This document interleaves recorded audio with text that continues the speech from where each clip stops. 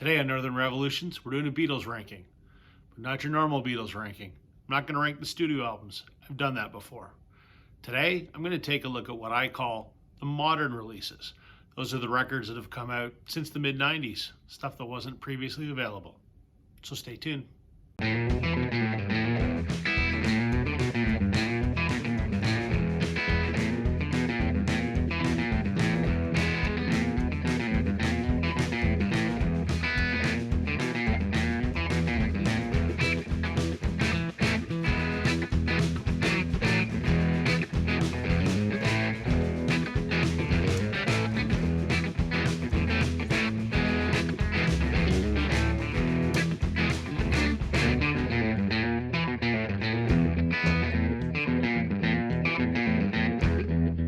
Hey everybody, welcome to Northern Revolutions.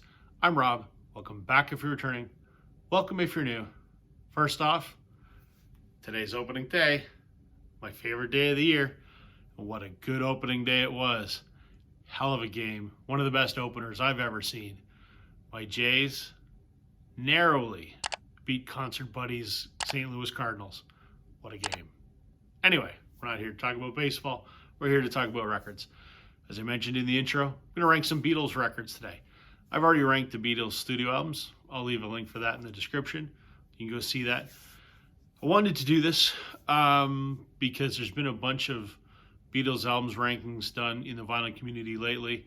I know Sam St. John did it, and then Jeff Witcher ranked every individual Beatles song, and Sam's in the middle of doing that as well. I'm not going to rank every song. That's too much work. And I'm not sure I could do it because I think it would change almost on a daily basis. And I've already ranked the studio albums. But what I want to do today is I want to rank what I like to call the modern releases. So starting in the mid-90s, Apple started a release campaign of essentially new Beatles material, stuff that hadn't previously been commercially available. It started with the Live at the BBC, went to the anthologies and so on. So I'm going to take a look at those modern releases today. I'm not going to take a look at the stereo or mono remasters, and I'm not going to take a look at the remasters of the Red and Blue albums. But I'm going to take a look at the rest of the new releases, and I'll give you my thoughts and rank them. So number 10 on my list is the Beatles Love. This was the soundtrack to the Beatles Cirque du Soleil show that was in Vegas. I believe this was the first Giles Martin Samuel Kell project, I think. This was the soundtrack to that show. It is essentially a series of mashups. There's, you can see there's a ton of songs on here. But what they are is they've taken drum parts from one song and mix it with guitar parts from another song, or an intro to one song and the body of another song. And while it's an interesting listen, I'm not a fan. I've listened to it once, and I don't know that I'll listen to it again. I own it because I'm a Beatles completist, but it's not something that I ever want to listen to again. It sounds fantastic. Just the concept of it doesn't interest me at all. So, last on my list, the Beatles Love Cirque du Soleil soundtrack. Number 9 on my list, I said I wasn't doing stuff that had been previously released, but this is kind of a gray area. So, this is Live at the Hollywood Bowl. Live at the Hollywood Bowl was released in '76, I believe. Had a completely different cover. It was kind of tan cover, had the Hollywood Bowl with a couple ticket stubs on it. It was redone for the Ron Howard film 8 Days a Week, the touring years. It was remastered by Giles Martin. He went through and did the best that he could to strip away all the screaming and crowd noise that plagued the original. It's much better than the original. The reason I'm calling this a modern release, obviously it's different packaging. It's been more than remixed. It's been completely cleaned up, while there still is crowd noise. There's also 4 additional songs, so it doesn't bear a tremendous similarity to the original. So I'm calling this a modern release. What do I think of it? I think it's good. Is it a great quality live recording? No. If you're a big Beatles fan, I think it's worth owning. It's a great historical artifact. It is really the only commercially released Beatles concert from, the Beatlemania days, the screaming and everything. And they've done the best they can to minimize that, and it's certainly listenable. I like it from the standpoint of it gives you kind of a true picture of what a Beatles concert would have been like back then. I'm guessing I wasn't old enough to have seen the Beatles live, but this is as close to a Beatles live album with an audience you're ever going to get. So it's pretty good. Number 9. Number 8 on my list is Beatles 1. This came out in 2000. This, I guess you could call it a Beatles greatest hits, but I guess you could argue that the Red and Blue is a greatest hits. That's more of a comprehensive sampling, I guess. This is truly a greatest hits from the standpoint that this is their 27 songs that went to number 1 in the UK and America, with the exception of Please Please Me, which was number 1 on 2 of the 3 charts in the UK, so it didn't actually qualify. But it's 27 number 1 hits from the start of their career till the end. It's really good. If you want something that is sort of a concise overview of the Beatles' career, Beatles 1. Number 7 is, I think, something that we probably wish we would have had from the very beginning. Everyone, when they do a Beatles ranking, generally ranks the Yellow Submarine album last, because it's not truly an album. It's an EP with a second side of orchestral stuff. By and large, most Beatles fans don't usually listen to that, and we almost always rank it last. But what this is this is the Yellow Submarine song track. This came out in 1999. This was to commemorate the re-release of the Yellow Submarine film. This was the first time that someone had actually gone and remixed and remastered Beatles material, and this was done by Peter Cobbin. And I kind of liked that it was a fresh set of ears. It wasn't George Martin, and this was before Giles Martin did stuff. So it's a fresh set of ears, and generally this is regarded as an incredible sounding remix, remaster. And what's nice about this, whereas the Yellow Submarine album is really just an EP, this is everything that appeared on the film. It's a true soundtrack. So from that standpoint, it's much more of an enjoyable listen. It doesn't have a second side of filler. No disrespect, Mr. Martin, for your orchestral stuff, but this is kind of really what most folks hunger for. Also, it's much better packaging. It looks better. So anyway, number 7 for me is the Yellow Submarine song track. Number 6 for me is On Air Volume 2 Live at the BBC. The original Live at the BBC came out in 94. I'm going to talk about that shortly. This was the follow-up, which came out in 2013. It's good. It's very good. This is a continuation of radio performances that the Beatles recorded at the BBC. There's a lot of them. There's 2 discs worth, and then there's an LP of interviews. But there's a lot of great stuff on here. A lot of some of their sort of early American R&B and rock and roll covers, and a lot of their originals as well. Some studio banter with radio hosts, whatever. It's a very enjoyable listen. I think Volume 2 only has like 3 or 4 previously unreleased songs. All these versions are previously unreleased, but they're songs we'd heard before. But there's only a couple unreleased songs we had never heard. But it's them playing live without the distraction of a screaming crowd, so it's a very enjoyable listen. Number 5 on my list, the Beatles Anthology 3. I really love the Anthology project, and I'm going to talk more about the Anthology project in a separate video coming up soon. This is the third release, which came out in '96. The Anthology project was a sort of a chronological Beatles telling of their story sonically. This covers the latter third of their career, sort of from the White Album through Let It Be. Quite enjoyable. It's a lot of outtakes and demos, and there are a few unreleased songs on here that we had previously not heard. For example, What's the New Mary Jane? Everyone knew that song was in the vaults.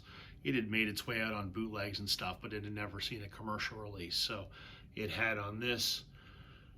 There's some other good stuff like Come and Get It, which was a song that was eventually recorded by Badfinger, but Paul had written it, and this is his demo of it. This is I don't want to say weakest, but this is the weakest of the three Anthology albums. The material is great. We get to see some of the Esher demo stuff on here, which would later be released in its entirety on the White Album. So enjoyable, but doesn't have as much goodies as the other two anthologies. So that's why I rank this at number 5.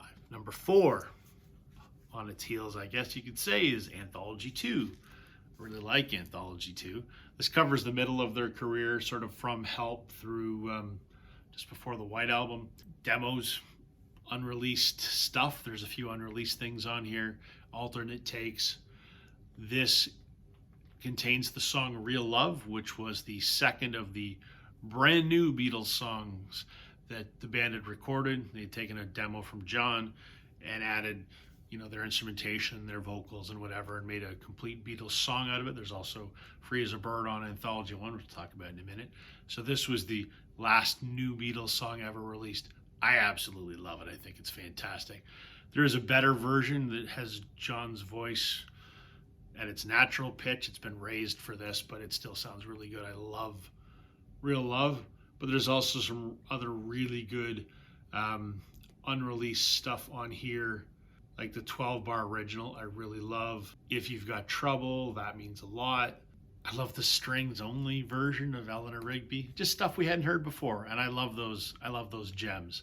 So Anthology 2 comes in at number 4. Number 3 on my list is, I know, one that is a very sought after record for a lot of Beatles record collectors because it's so hard to find.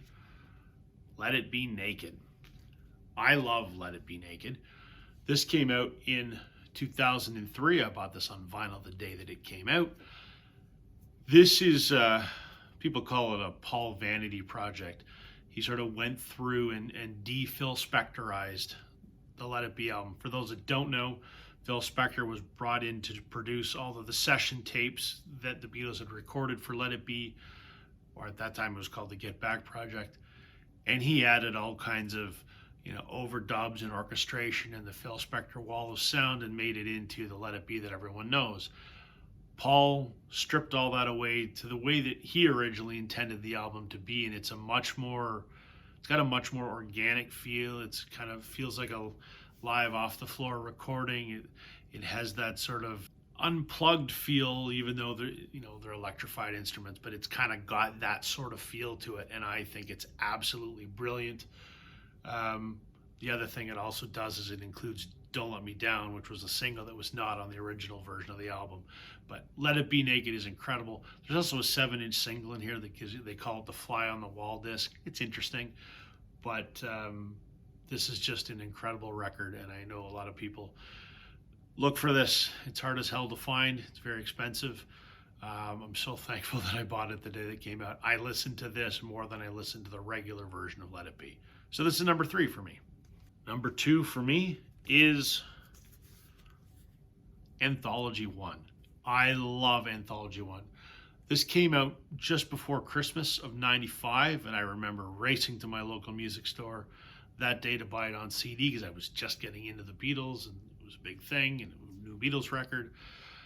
There's so many things that I love about this. First of all, Free as a Bird was the first new Beatles song in almost 30 years, I guess 25 years.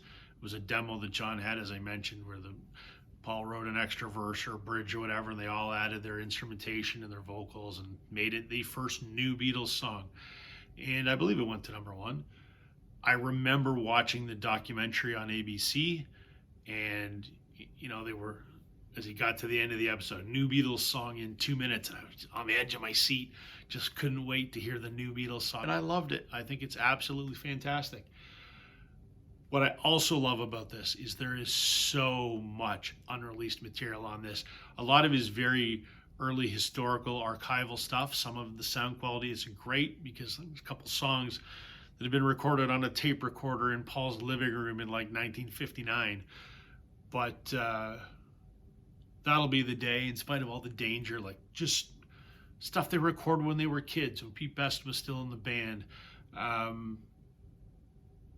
I just love all that early archival stuff. There's also stuff from the Decca auditions on here.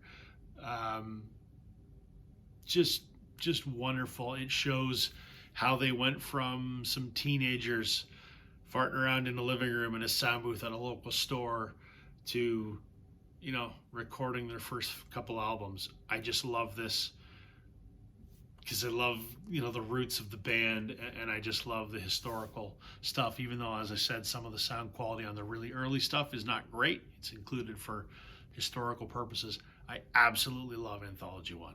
So it's #2. #1 on my list, my favorite Beatles modern release, the one that it started it all, in 1994, live at the BBC, or as it's called now, Volume 1.